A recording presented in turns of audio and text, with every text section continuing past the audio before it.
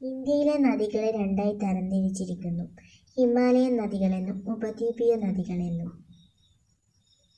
ഉപദ്വീപീയ നദികളിൽ ഭൂരിഭാഗവും ഉത്ഭവിക്കുന്നത് പശ്ചിമഘട്ടത്തിൽ നിന്നുമാണ്.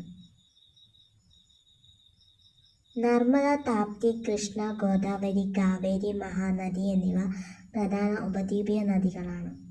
ഒഡീഷയുടെ ദുഃഖം എന്നറിയപ്പെടുന്ന നദി മഹാനദി. മഹാനദിയുടെ പ്രധാന പോഷക നദികൾ ഷിയോനാഥ്, ഇബ്, ടെൽ. ഹിരാക്കുഡ് അണക്കെട്ട് ഏത് നദിക്കു കുറുകെയാണ് നിർമ്മിച്ചിരിക്കുന്നത്? മഹാനദി.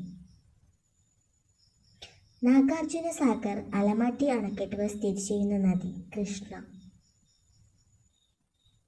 ഏറ്റവും നീളം കൂടിയ രണ്ടാമത്തെ ഉപദ്വീപീയ നദി കൃഷ്ണ.